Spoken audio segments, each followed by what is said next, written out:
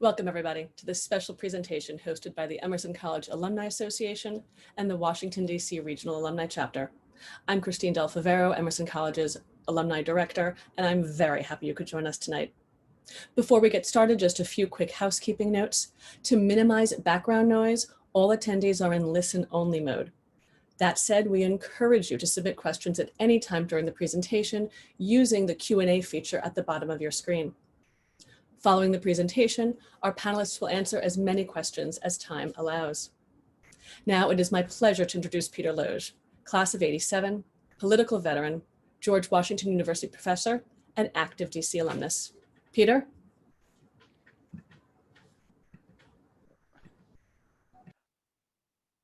The host has stopped my video, so I think the host needs to turn on my video. Well, on behalf of the Emerson College DC chapter, thank everybody for coming out this evening or staying in and tuning into to the webinar.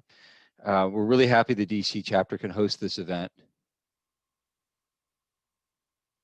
All right, there we go. Now we're really happy that the DC chapter can host this event and bring in folks from Boston, Washington, and around the world, wherever you're tuning in from.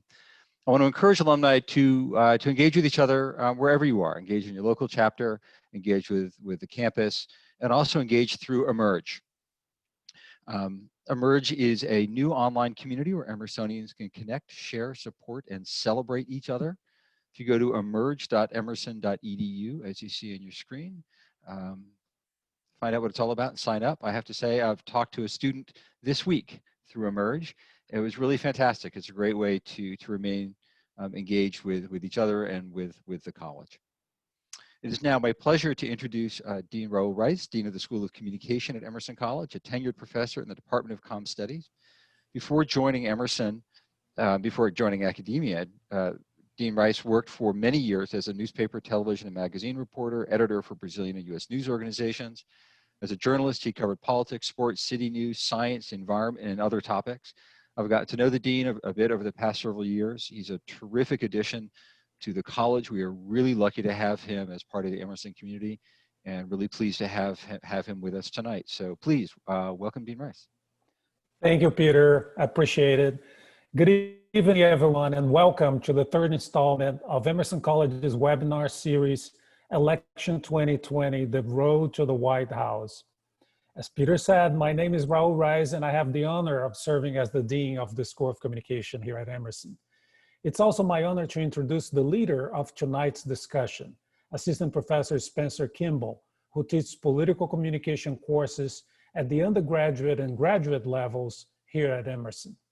Spencer is also the director of Emerson Polling and the advisor for the Emerson Pre-Law Society and the Emerson College Polling Society. As director of Emerson Polling, a role that he has held since 2014, Spencer has led the strategic and innovative rethinking of how polls are conducted, earning broad national recognition as one of the most trusted and accurate public opinion polling organizations in the country.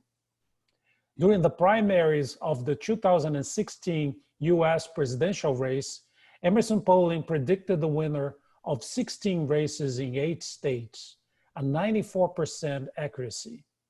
Then during the 2018 midterm elections, over the course of 53 polls, Emerson Polling achieved a 93% statistical accuracy and 93% predictive accuracy. So it is little wonder why Emerson Polling is so often cited by organizations such as the New York Times, the Washington Post, the Wall Street Journal, Fox News, Forbes, and many, many more. Over the past year, under Spencer's direction, Emerson Polling has partnered with several organizations such as WHDH in Boston, Nexstar Media Group, the University of Colorado, the City University of New York, our friends at Blanquerna School of Communication in Spain, and several nonprofit organizations. Through its work with partners, Emerson Polling has measured public opinion on issues of public health, education, racial equality, and social justice, as well as electoral campaigns. In the light of that broad scope, and as the Dean of the School of Communication, I'd like to point out the value of polling as a vital tool for communication. In order to effectively engage with and inform any audience, it is important to understand that audience's knowledge, opinions, and values. Under Spencer's guidance, Emerson Polling has helped to set new standards for public opinion research in our society. And it's truly my honor to welcome him to tonight's discussion. Spencer. Thank you so much, Dean Rice. That was very complimentary and very appreciative. My name is Spencer Kimball. I'm the director of Emerson College Polling. And we're very lucky tonight to be joined by 3 of our alums. And I always think of Emerson College as innovators. And we get to talk to 3 alumni who are innovators as well in our area of political communication. We're going to start with our first guest will be Sue O'Connell. Sue is a commentator, analyst. We see her on TV all the time. She's the explainer-in-chief over at New England Cable News. She's the co-publisher of Bay Windows, New England's largest newspaper serving the LGBTQ+ community, and South End News, a Boston Weekly, a WGBH contributor. We see Sue everywhere, and it's makes us very proud. We keep it up on our screen up on the 8th floor when we were on the 8th floor. But we welcome Sue back to Emerson, at least digitally. Sue, welcome. Any memories that you can recall from your days over on maybe the other side of the Common? Yeah, well, I'd like to take this opportunity to say that I may or may not have been part of the WECB AM crew that may or may not have boosted our signal illegally so we could reach Beacon Hill and the Back Bay. I don't know anything about that, and I don't really remember it. Well, I'm sure the statute of limitations has run on some of these, but we'll look forward to hearing your insights tonight. And we've got with us as well is Fred Baldessaro. He's a veteran of 5 presidential campaigns. When I saw that, I'm like, boy, I didn't think he was that old, but don't let looks fool you. He served in the Obama. What are we in the debate already? Served in the Obama administration for over 5 years. Fred has been a frequent guest back in the classroom many times on our road to the White House. And Fred, welcome back. Any fond memories you have of your days gone by? Well, the thing I want to say, I want to thank Sue, or maybe not thank Sue, for boosting WECB signal. I was one of the hosts of Sports Spectrum back in my day. And I think because of that boosted signal, we did have one person who called in, even though we couldn't put him on the air. He'd call in to answer our trivia questions, and then we would mock him for calling in. So I think, I was sort of ahead of where today's political scene is, like 20 years ago. Well, we're going to have a lot to talk about because obviously that scene is changing every time we watch, let's say, a political debate. But we've got one more alum with us, Miriam Valverde. She is a writer over at PolitiFact, a very popular site these days. She's focused on fact-checking. In fact, she's been at PolitiFact since 2016. So this is her 2nd presidential cycle going through. And she's got a lot of great insights, not just on the presidential race, but Arizona Senate race, claims about immigration policies. And Miriam comes from the class of 2010. Welcome. And Miriam, any thoughts or memories you have of your time at Emerson? Sure. Thank you, first of all, for the invitation, and happy to speak with you all tonight. And my memory takes me back to my first day at Emerson. I remember as a transfer student, I walked in and I had no idea what to expect or what it would be like. And, we walked into this class, Intro to Journalism type of class. And I wondered, what seminar are they going to give us today, what it's going to be like. And our professor, he, of course, introduced himself and gave us a basic overview of what the class would be like, and then said, okay, now you're off to the Common and to the surrounding areas, and go ahead. He gave us a topic and said, go interview at least maybe, I don't remember a specific number of people he said, but he said, interview this many people and then come back with a story. So it was a very hands-on approach, and one that I still remember because I was so afraid, but happy for that kind of hands-on approach. I can let you know, Miriam, and everyone, we still have that applied approach to the classroom. I mean, think no further than polling. Who would have thought students would come to Emerson to actually do math and not run away from it? So things change, but not the applied and practical experience that we give our students. So Let's start off, Miriam. So you are in PolitiFact. Obviously, we had the debate on Tuesday night. What is some of the way that you might go about looking at a debate? Sure. Well, I think one of the benefits for us at PolitiFact, we've been tracking the candidates since they announced. PolitiFact has been around since 2007, and we fact check Trump and Biden and others pretty much every day. And the candidates do tend to repeat themselves a lot. So leading up to the debate, we, of course, go through the speeches, the tweets, any social media post or any public appearance that they have to get a sense of what they may say on the actual debate night. So we write fact checks in advance, and then once we hear them say the claim, repeat the claim on debate night, we of course make sure that nothing has changed. We do a little bit more research that same night, but we're able to give our readers a quick overview of the accuracy of the claim based on drawing from our own research that we've done leading up to the day of the debate. And so talking about that debate, how many of you out there watched the debate? We have, I'd like to think most of us who've tuned in tonight to kind of look at a follow-up have watched it. And if we take a look, we've just done a poll up in New Hampshire, and we found that on debate night, roughly about 85% of people watched part of this event. And I guess as the pollster, I would want to know from my audience here, who do you think won that debate? So I know we're going to put up a quick poll question and let you answer that. And while you do answer that, I'm going to just quickly pivot over to Sue. And Sue, you've done a lot of interviews. You've been in the business. We talked about earlier, you've been watching presidential debates since Carter Ford back in '76. Mm-hmm. Is the debate process that we have today suitable for the type of candidates that we might be getting, or do you think that this is more of a aberration and that we will go back to some of that more traditional debate stage presence that we've seen in the past? Yeah, I hope it's an aberration, and I hope it's an aberration around the fact of the way that Donald Trump behaves and his total disregard for civic discourse. I think the debates are important. I think even when folks aren't watching, it's important to have them for people who do care about them. I actually watched with my 19-year-old who at the end of the debate said, "Is that normal?" Right? And I wanted to show her what used to be an aberration.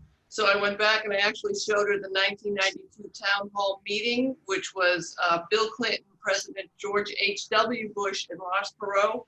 And if you recall, George Bush looked at his watch when somebody was asking a question, and people freaked out the next day that he was disrespectful to the audience. The woman asked a question about being a common person, and there's George H.W. Bush looking at his watch. How much longer am I going to be here? He was just thinking. And that was considered, not presidential and not paying attention and respecting the citizens. So I think it is important. We will adapt as we always do. That was also the year that Bill Clinton went on MTV and was asked if he wore boxers or briefs. And people freaked out because he actually answered. So we'll adapt and change, but I think it's important that we remember that what's happening right now is not normal. It shouldn't be acceptable, and we should really, really push to make sure we return to some sort of civility. How we do it, I think, is open. We should all be talking about new ways and innovative ways to do it, but we need to be civil, and I think it's all around President Trump's behavior that's really perverting it. And so when we asked the question just now to our audience, it looked like about 80% thought that Joe Biden won the debate, about 7% thought that Trump won the debate, and there are some folks who weren't quite sure who won the debate. And what's interesting is, so in this audience here, where it's pretty skewed towards a Biden win, and most likely we're pretty skewed towards a Biden ideology. But when we asked the question in New Hampshire, it was interesting to see that the day and a half after the debate, we went in the field on Wednesday and just finished up this morning, and we found it to be fairly split. About 37% thought that it was Trump who won, 38%, 45% thought Biden. I mean, it was, so we always think about, you have these debates, do they have an impact? What type of impact? And we're lucky enough to have Fred Baldessaro with us. And Fred, you have worked on presidential debate prep. You have dealt with spin rooms. This year, there was no spin room for the candidates to go in afterwards and explain their way out of whatever they did on that stage. Could you talk a little bit about, the 2020 experience and based on your experiences? Yeah, I mean, what I'd say is that poll about New Hampshire and where the voters come down is interesting. I was concerned as a Democratic strategist for a long time. I was concerned when the debate started. I thought Donald Trump did look stronger and more in command of the debate than Joe Biden. I thought Joe Biden sort of stumbled over some of his remarks in the beginning. He was trying to almost remember everything that he was supposed to be talking about, which is what you normally do in debate prep. For those who want to look behind the curtain a bit, I mean, debate prep or prepping somebody for a hearing or testimony on Capitol Hill, I mean, you have a lot of people involved. You have people who are putting together giant binders with all the issues and what they've said in the past and what the opponents have said. You rent out facilities in some cases where you will mimic that feeling. You will do debate practice at the time of the debate, so you know what it's like when you're on stage at 9 o'clock or 7 o'clock or whatever it is. You bring in somebody who will be that opponent, who will study the opponent's mannerisms, who will figure out what they think the lines of attack are going to be so that the candidate can prepare for the lines of attack. I mean, and I'm sure that's what all these candidates were doing. Do you think both Trump and Biden did that, or is that more of a, Trump tries to go off that he is winging it. Do you think he truly is, or is there some? I got to imagine he did something, because he had some lines of attack that he kept repeating. And the only way you do that is through practice. You know what you're going to say, and you know that if someone says, "Oh, I'm, for X," your line is, his line in the debate was, for the first half of the debate, the line was, "Oh, Joe, you've been in Washington 47 years, you've done nothing." He kept saying that. And I was actually surprised that Joe Biden didn't have a retort for that. You knew he was going to talk about how he was a creature of the swamp. So that had to have come up in debate prep. But maybe, I don't know what Joe Biden was thinking. And the other attack line that came later was Hunter Biden, just going after Hunter Biden over and over. And I actually thought that Joe Biden could have had an opportunity there. I told my wife as we were watching the debate, I said, this reminds me a little bit of Dukakis in '88, when he was asked about if Kitty Dukakis got raped, would he want the death penalty for that person? And he gave a very clinical answer, and it seemed like he didn't, love his wife. Joe Biden could have he tried a little bit with the Beau Biden stuff. But he should have said, you're not running for president against Hunter Biden. You're running against me. Talk about me. Talk about my record. Don't attack my family. And I think he would have won over a lot more people who are like, yeah, one thing that's off limits. Don't talk about my kids. So I think he missed some of those opportunities there. The question about who won, the one thing I'd say about that, I would say you can't really win a debate, but you can lose them. And if you look back even at 2016, Hillary Clinton, you could argue, won all 3 debates, but she's not the president.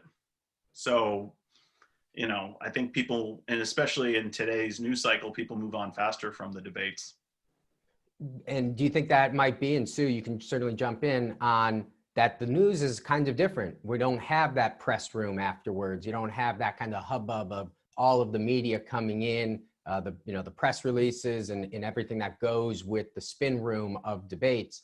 That wasn't really in the cards the other night, and kind of gave maybe the media a chance to frame it a little stronger than allowing one of the campaigns. Well, we do have Twitter and Facebook and social media, which sort of edges out the spin room narrative. There's no narrative that campaigns can build when it's happening live, and depending on who you follow on Twitter, I kind of use mine as a news wire and an opinion wire. but people are forming and getting their friends' opinions in real time, which I think gives them the opportunity to make up their own minds. And then we sort of in the media chase it the next day about what people are thinking. I mean, how many stories have you seen this week of people's Twitter feeds during the debate rather than actually going out, as we have all done, to speak to people in the Boston Common about, you know, pre-COVID, about what they felt. But I would agree that the debates are important only, I think, when you're talking to the folks in the states that are the swing states who are undecided, because coming into these, at least for the past 20 years, you know, the debates haven't made a difference in the grand scheme of things. So it's all about that focused message to the swing state voter. And so, Spencer, so one thing I'd say about who had the stronger debate performance, looking at the numbers that Trump got at 38%, I think the other interesting thing about this debate that you could look at from that night is Trump came out as the challenger. He didn't come out as the incumbent. And usually presidents, as Sue mentioned about George H.W. Bush looking at his watch, Barack Obama in 2012 against Mitt Romney at the first debate, presidents are so used to being at that point sort of coddled and respected and their opinion matters that they almost get a little soft and they tend to not do well at the first debate. So we'll see if like a challenger, and he came out, which is a strange role for an incumbent. And I think that's why people think he actually had a strong debate. He was fighting. And that's an interesting point on the fighting. And to your point, incumbent presidents with tough first debates, you go back right to '84 with Reagan, and you all remember the second line in the debate, you know, second debate about not making age part of Mondale's inexperience, kind of won him back. I'm not sure. Miriam, you're counting the facts in these debates and in the people not telling the facts. Are we looking at it that both sides are equally you know, violators, or is there a disproportionate amount of non-factual information coming from one of the sides? Sure. At least when it comes to the debate, I think we found that given that one side spoke way more than the other, either through interruptions or at their allotted time, we found that, you know, more misleading or false statements from President Trump opposed to Biden. But there's definitely a mix. I mean, none of them had a perfect record. Both had exaggerations or some statements that were embellishments or not, or missing significant context that was just not accurate. So we do see a mix, but of course, whether one candidate has more falsehoods on the other largely depends on how much they speak compared to the other candidate. And did you notice a difference in time proportion in this debate, or have you had a chance to look at those? We haven't done our own analysis, but we did see that, for instance, President Trump did have more speaking time. And in terms of our own story after the debate, we did have more fact checks of President Trump than of Biden. Is this a similar trend? You know, what's great having you on this panel is you were there in 2016. So you saw President Trump's first, 3 debate performances in at least the general election. Was there any trend in this one that was different than the ones that you had recalled from 2016? Sure. So for at least something that was similar in 2016 and during the first debate compared to this first one, this time around, there was the mention of Trump taxes. Whether Trump paid taxes was an issue in 2016. And of course, now it's also another issue given the recent reporting from the New York Times. So those two issues remained at the center, but there does seem to have been more substance in 2016 compared to this year, where it was just constant interruptions and hard to really hear the policy being promoted. Yeah, I would agree. It seemed to have taken like a warp in at least substantive policy, certainly more into character. Fred and Sue, do you see? You know, there was a lower viewership for this first debate in 2020 than there was for 2016, which was kind of counter to what some of us were thinking as, you know, we were getting into this election. And I'm not sure what to make of that. It might be that people have already made up their mind. They don't need to see any more. Or it could be that maybe they're turned off from the whole thing. And I'm wondering, what camp would you two sit in? Well, I think Fred will probably back me up on this with some actual statistics, but in the midterm election, we saw that the white female college-age voter didn't turn out to the degree that she did in the 2016 election, and that was a component of how Trump won. And what many people who have been polled, many women who have been polled, white college-age women who voted for Trump, have said that they have been really turned off by the nature of the way that Donald Trump communicates. So, you know, I wouldn't make a leap that that means they're not necessarily going to vote for him this time around. But there's only so much Donald Trump I think even a Donald Trump fan can take. So if you're watching him every day when he was doing the COVID news conferences, if you don't like his style, which even people who support him will tell you, I wish he wasn't on Twitter, I wish he wouldn't talk that way. I think that this may, the lower viewership may have to do with who was on TV less than I'm not interested in the presidential election. And the point I would make about all that too is, you know, one, I question whether or not the numbers are accurate on how TV viewership is even being done. The NBA Finals ratings are down. Major League Baseball's ratings were down. The NHL playoffs ratings were down. The NFL has started so far with ratings down. And I think that's because people aren't watching the things on television, and we may not have a way to capture how everyone else is getting it. My neighbor, I could see him through the window, was watching the debate on his computer. He should have shut his blinds, but he was definitely watching it on his computer. Is he captured somehow? So I think that's why the numbers are down. It's only old people like me that still have cable.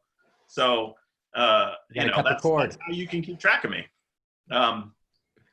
You know, and I would also say, I think there's a you know, in a crazy like a fox way strategy to what Trump was doing. I think to Sue's point about, you know, who's turning out, I think this race is going to come down to whether or not Trump can attract any other non-educated white males that didn't vote in 2016. Are there just any more out there that can put him over the top? And I think for Joe Biden and Kamala Harris, is the excitement of Kamala Harris on the ticket enough to squeak out just a few more votes outside of Milwaukee and right outside of Detroit? And Sue, you wanted me to have a fact. I guess I'd give one fact, which is, and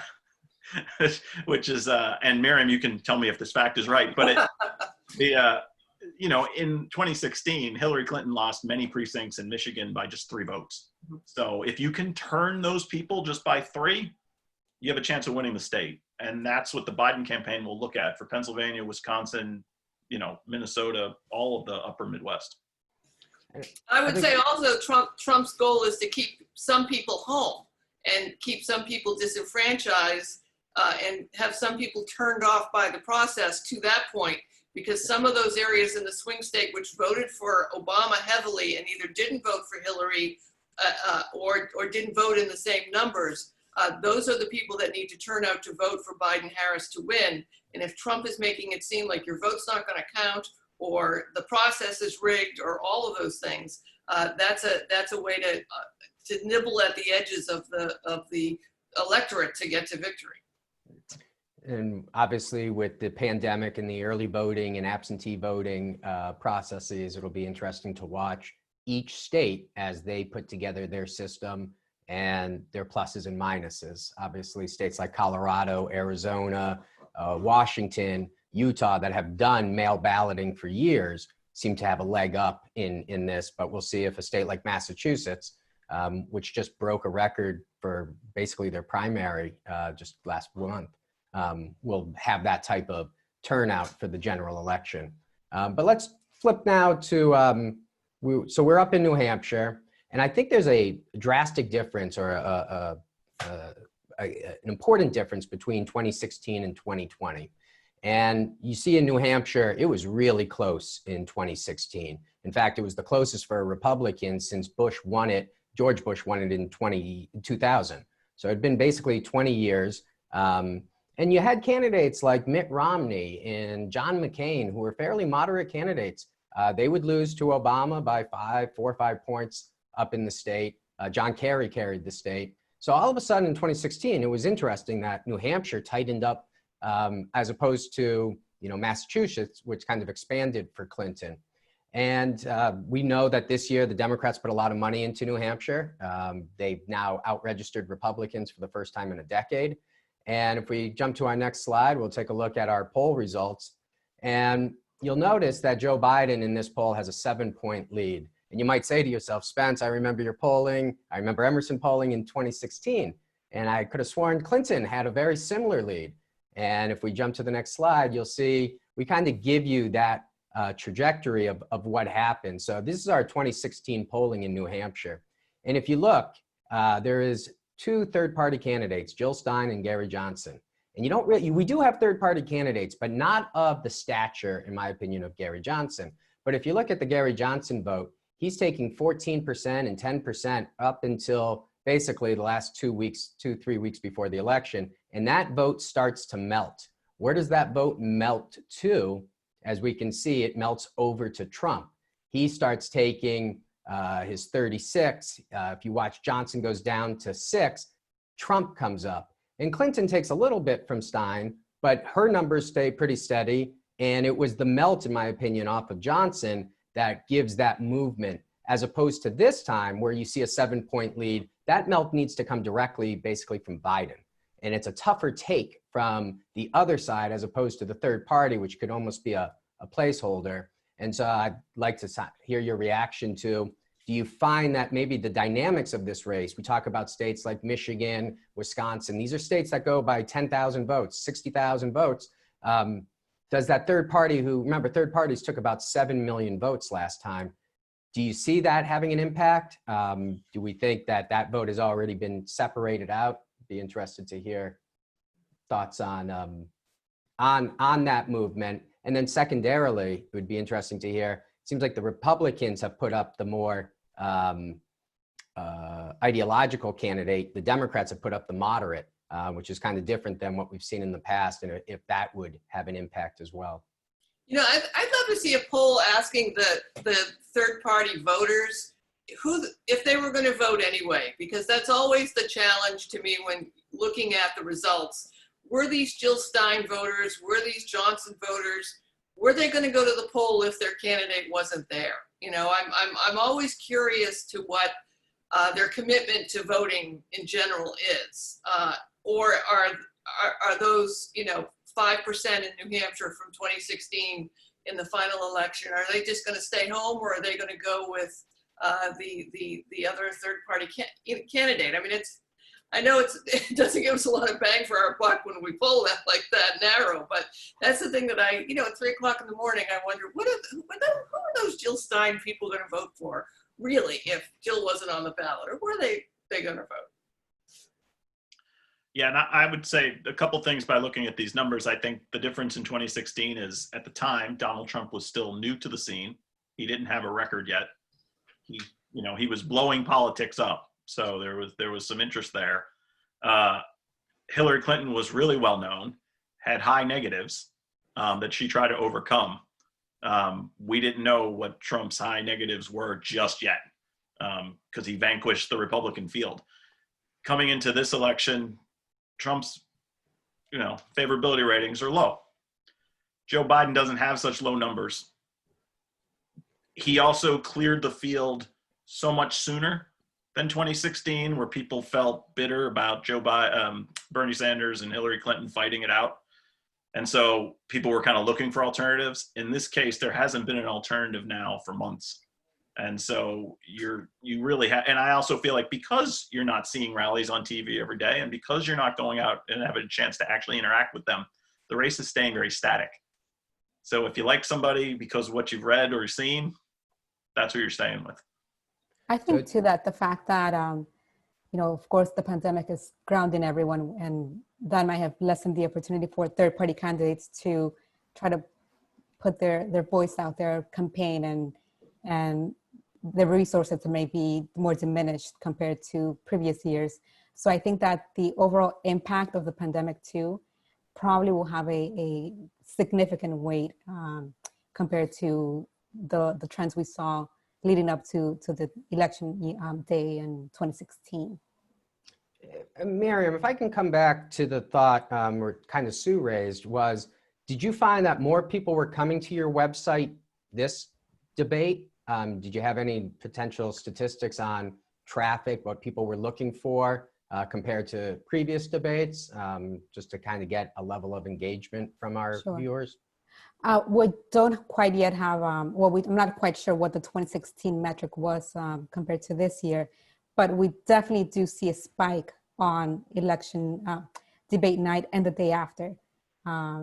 Tuesday and Wednesdays we saw significant spikes in traffic. So we think that, even though there's concern that, people have already made up their minds, they have their own set of facts that they stick to, we do still think that there is that seek for the truth. There is still that interest in finding out whether Trump or Biden were really accurate on something. So we do see that there's definitely that interest in fact checking, and we see that spike happen, on debate night and on our social media feeds and the day after as well. And I'm going to put you on the spot. I don't know if you have the answer, but if you recall in the debate, there was a moment where Biden said somebody said something and Trump said who, and all of a sudden, a little sheepishly, he looks up and he says Kellyanne Conway. Can you tell us if that was true or not? I'll have to check, but I believe it was, because I think it was in one of our items that we fact checked, and I have Trump said, "I don't think Kellyanne Conway said that," speaking about riots, chaos, and violence. We found out that she did during a Fox and Friends interview in August. So Trump was wrong about that. I mean, that's actually a pretty good bet. If someone challenges you, who said that? You could say Kellyanne Conway and probably be right 92% of the time. And to add seriousness to that, I would say that was probably also Joe Biden's strategy. He was constantly trying to say that somebody in Donald Trump's orbit in the administration was saying something, and he was trying to get the president to disagree, to say that he doesn't believe in X. So that also probably was practiced or thought about, who said some of these crazy things, and let's pin the president down on them. And so, we'll talk about New Hampshire and some of these other key states. New Hampshire kind of came up on the radar for us after the New York Times poll a couple of weeks ago, where they put the race at 3. We were thinking it would be closer to what we actually found. But, there'll be a lot of movement, and there's ranges in surveys. So we'll obviously keep an eye on New Hampshire, but what many of us have mentioned, we have these other states in play, particularly Wisconsin, Michigan, Pennsylvania. We've got Senate races around the country. Miriam, do you have the opportunity to fact check around the country, or is the resources limited to kind of presidential and top tier races? Our focus is, we actually do have several congressional races for House and Senate that are considered toss-ups that we're monitoring closely. Of course, we follow Trump and Biden, daily, but we also have dedicated staff that our focus is beyond Trump, beyond Biden. We have our own states that we're monitoring. So thankfully, we're able to continue that. We did that during the midterms election in 2018 as well.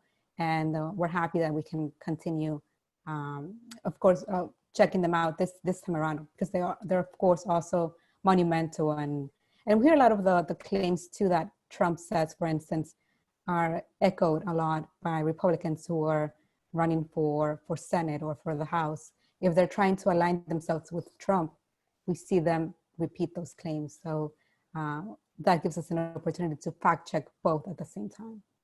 And that raises an interesting, because what we saw in 2016, where generally speaking, the senators that won in Republican state where Trump won, and senators in won where Clinton won.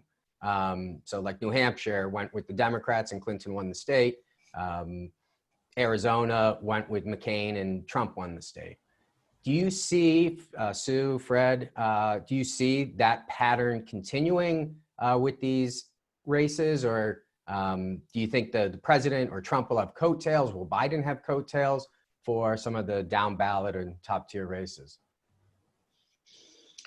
It's really hard to predict that without being able to see a lot of the on the ground people interactions. I mean, we don't even have people going door to door. I know the Biden campaign today came out and said we're going to slowly start reintroducing people to go knocking door to door. I think without being able to talk to voters regularly. I mean, I know you're doing it through the polling, but like without the campaigns being able to talk to voters, you can't figure out, I think, if that's going to happen.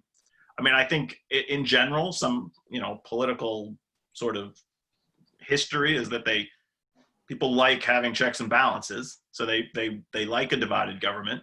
I guess it depends on how upset people are about having Republicans control the Senate and the presidency at the same time.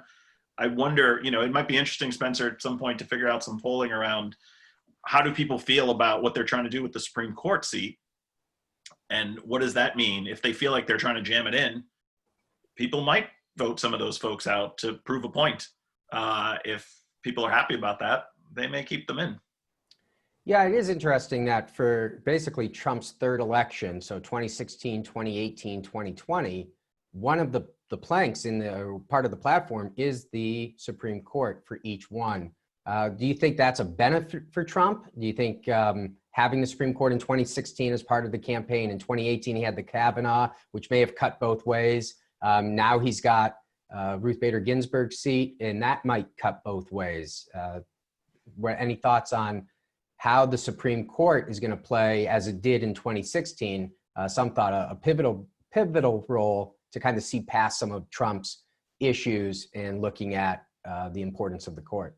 Yeah, the reason why a whole swath of Republicans and conservatives and conservative Democrats are able to vote for Trump when they probably would be repulsed by him is because of what he's able to deliver on the federal judges across the country, the Supreme Court. I mean, if you're a conservative who is looking to have a larger conservative voice both on the Supreme Court and on the federal level, Trump has been a major success. He's been one of the most successful presidents in doing that. And that is a change that is going to have an impact for generations, right? We're not just even talking for the next few years. A Supreme Court, putting someone on the Supreme Court of a young age, that's a 40-year at least impact, and all of the federal judgeships, and these are issues that impact people in their daily lives, right? The Supreme Court and the way that it impacts everybody's daily life and the federal court system. So I think that it's an energizing motivator for some conservatives and some Republicans who may not at all like Trump, may not at all like a number of his policies, his international policies, his trade policies, but are excited about having a conservative judicial system, for the next generation. Do you think that's going to be enough to carry him into a second term, or getting this seat filled prior to the term? Would people say, well, you got 3, that's enough? Or do you see that the Republicans are going to want more potentially? I think that they'll want more. I think it's cover for them to vote for him if they were waffling about voting for him or not voting at all. Yeah, they'll always want more. He even said it in the debate. You left me so many empty slots. People want those filled, and this is something that the Republican Party, to their credit, have been doing for a generation.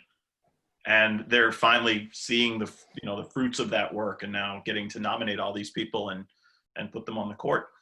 It was interesting though. So they get the court, and back in 2016, what candidate Trump was talking a lot about, particularly in those debates with Clinton, was abortion and Roe v. Wade.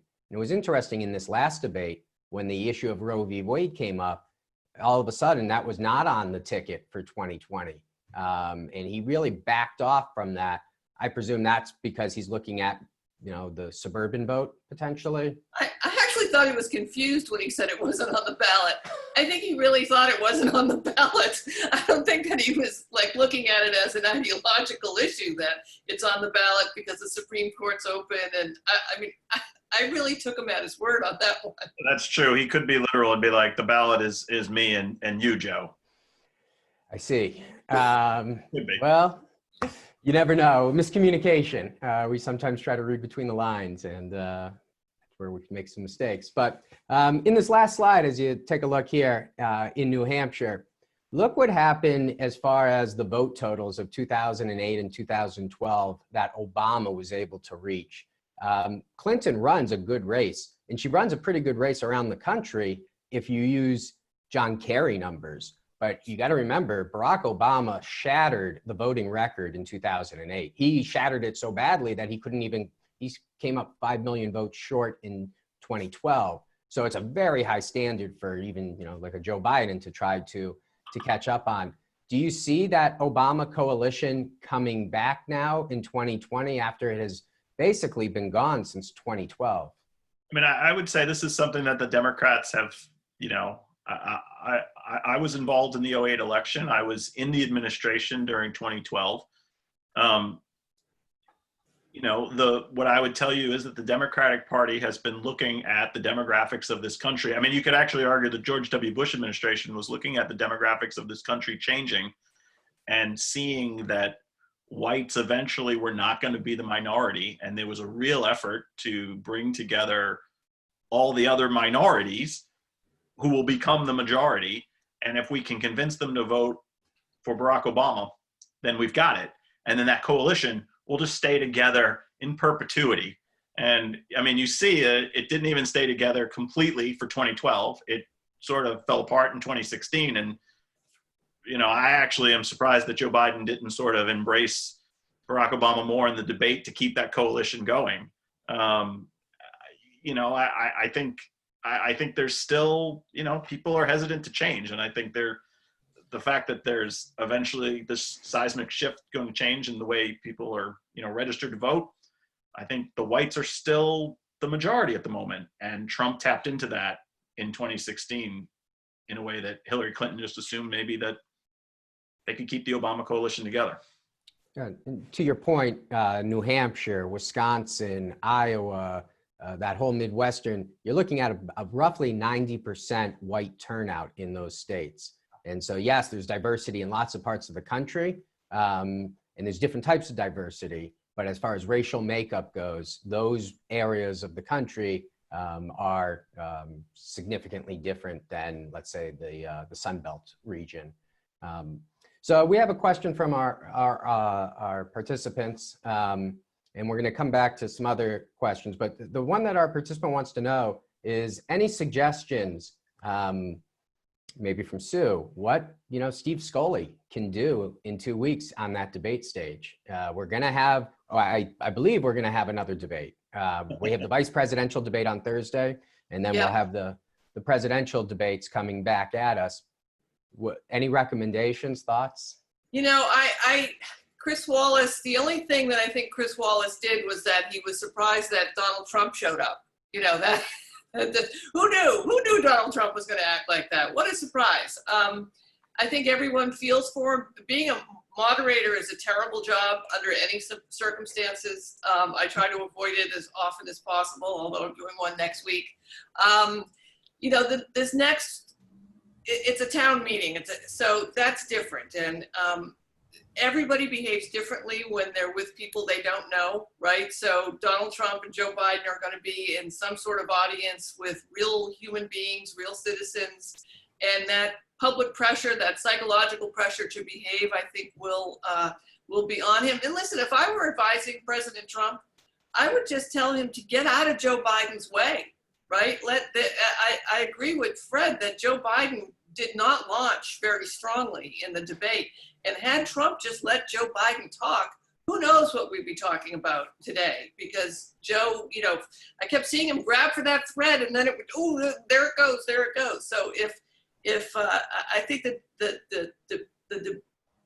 remember that both campaigns agree to the rules, and they agree to how they're going to do this. So I'm hoping that they adhere to them. I think the format will give Trump a chance to reset a bit. And also, it's a great time for Biden because he's great with the one-on-one. But the rules are going to be a little bit lax in a different way because of the format. So I just wish him luck, and it's a job nobody wants. It'll be interesting to see, too, what kind of changes the commission makes. They have announced that there will be an attempt to make it more engaging in a way that we can hear both sides more clearly state their policies. So I think it'll be interesting to see in the coming days what changes they make and how the candidates abide by them. Well, and I would say the communications professional in me, right before I got online, I went to the Washington Post, the New York Times, Fox News, and CNN just to see what the headlines were in case there was any breaking news that we needed to talk about at this debate. And the headline in the Post was that Donald Trump said he won't agree to any changes in the debate. And I wonder if, as a political aide, coming out of that first debate, I was immediately thinking Joe Biden should not attend the next two debates. He should not give Donald Trump a chance to just spew all this stuff for an hour and give him free airtime. And then I realized, well, the attack would be like, you're afraid to fight me. So that wouldn't work either. But I wonder now, after reading those quick headlines today, is Donald Trump setting the situation up where he won't participate in the debate?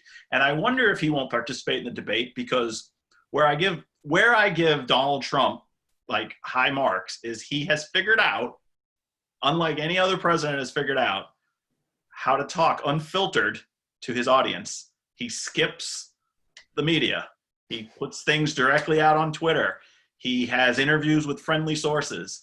He's got his own channels. And why, if I'm Donald Trump and people think I might have lost that debate or I seem out of control, why would I want to do two more when I can say, the commission is trying to screw me. You know that the whole Washington establishment is against me. I'm not doing these debates. I'm going to go off and hold rallies, and the media will still cover it. I wonder if that's a strategy. I think too, a lot of the things he said at the debate were repeats of what he says at the rallies. For instance, the attacks on Hunter Biden, we hear them at when we review the tape for the rallies, and it came back up during the debate. So there seems to be a continuum of talking points that he brought onto the debate. That's a interesting, just the style that he'll use in that on that debate stage. It was a little stronger than what we recall in 2016, but 2016 was not a normal situation either. Those of us who have broken down that debate, if we've been able to go back and watch it. But again, a lot of people after those debates, as Fred said at the beginning of our program tonight, they said that Clinton won. I remember looking at polls afterwards, 20-point victory. Kellyanne Conway, my chance to quote Kellyanne Conway. Kellyanne Conway said on MSNBC after the last debate, well, I'm going to be on vacation soon because basically she implied he's not going to win because of Hillary Clinton's debate performance. And what is it with voters that the debate might not have that type of impact? I mean, that's the moment where you see the two candidates. But we've been saying, and I was talking with Peter before, that the research suggests that the debates really don't carry much weight. There's a lot of gravitas because of Kennedy Nixon back in 1960, and some would argue that 1980 was the one debate would have a tremendous impact. Do we think that these debates will have any impact moving forward? I would argue that because campaigns now are running so far ahead and so far early, I mean, do you have to watch a debate to know where Joe Biden and Donald Trump stand on the issues? I mean, they've been vetted by the people of Iowa, New Hampshire, other, Nevada, South Carolina. They've been doing media interviews. They've been talking to donors. People sort of know where they are. I mean, I think people watch the debates to see if they're going to make mistakes or if it's going to turn into a circus like it did. But I don't think people are watching that debate to be like, wow, this is the first time I've really heard about these guys. Let me find out more about them. And I think that's just the media cycle and the fact that campaigns have to start so early to raise money and start building an infrastructure in all the states. We might see something new. I mean, the next time around, maybe it'll be a TikTok dance-off. I don't know. It probably that might sway. Might improve viewership of the younger audience, perhaps. And so, Miriam, any final thoughts on the debate, or at least on the debates moving forward? Yeah, I mean, we always look forward to it. I mean, we spend our time fact checking, and we are always excited to see what new claims we hear. And from a fact checking standpoint, we always try to follow up the next day, because there are claims, they surprise us sometimes when they say something that we haven't fact checked or we haven't heard on the campaign trail. So we spend the next few days trying to fact check that statement, because if it's new, we know that they'll continue repeating it going forward. So we look forward to fact checking the next debate and the vice presidential debate too coming up. And one last question is, as far as there's a big question right now about Hispanic voters and the get out of the Hispanic vote. I saw Telemundo Univision had about 2.5 million views for the debate, which was down. But as Fred has pointed out, there's other factors maybe involved there. Do you see, and open to the floor for our final question, do you see a minority group like Hispanics coming out without an issue to get them out to the polls, as they had in maybe 2016 with Clinton and the idea of the Dreamers Act? I think that the pandemic is still an issue that for across all groups really is one of the most significant matters. I mean, it affects so many aspects of education, of the jobs, and just being able to carry out, their lives as they used to before the pandemic. So I think the response to the pandemic may be a driving issue, but of course also the Supreme Court and whether, the kind of nominee that President Trump has put forward. And I think there may be a lot of support for him from conservatives for sure, based on his nomination. I think this year we're going to see the largest Hispanic Latina turnout in history for a presidential election, and we're going to learn a lot about issues that drive, as we all know, it's not a monolith, and there's a variety of opportunities for the parties. After Mitt Romney's loss, the Republican Party had a plan, as Fred was talking about, to get out and speak to that community and engage them and make them Republicans. Bernie Sanders has had an enormous amount of victory with the Hispanic and Latino community during the primaries. So I think what we're going to see is a much more sticky, engaged community. We'll see where they vote when it comes to the presidential election. But I think looking forward to engagement, I think it's a watershed moment for the Hispanic and Latino electorate this time. And I would just say, from working on campaigns, yes, agree. No group is a monolith and they'll all vote the same. I actually wouldn't even be looking so much at race or ethnicity. I'd be looking at what the issues are campaigns now with cell phone data and people giving so much data on social media can really drill down on who their voter is and develop a profile on that voter, and then find other people in that network to be someone that will vote with them. So if it were me, I wouldn't necessarily be looking at Hispanics per se. I'd be like, I need 2,000 more votes right outside of Milwaukee. How do I get it? Who are those people? And do they need a ride? And one last question, because we got them in the audience. I know we're coming up to a hard break, but the last question is, are there a shy Trump vote that is not being accounted for in these polls that you think might come out on election day and give a November surprise to the president? There was in the last election. I mean, do you think there still are, or have they, or is it more or less? Yeah, I think, I think, again, this is the paranoid political aide in me thinking that the other side is much more organized than I am. But I think there are plenty of people out there who ultimately, right at the last minute, are going to be like, I like the judges, or I like the tax cut, or, I like sort of, where things are, I like that the economy is rebounded. I believe there'll be a vaccine soon, and they'll pull the lever for Trump. That I think they don't show up in polling as much as you might think. As much as your students are out there doing it, they might not be showing up. Very good. Well, I really want to thank you all, Miriam, Sue, Fred. Thank you so much for taking the time as alums to give back to college. Thank you all for coming on a Thursday night to watch a discussion that hopefully raises the political dialogue here. And really thanks to Emerson College and the alumni group for sponsoring this, and everybody who has made this possible. So thank you, and we look forward to the next rendition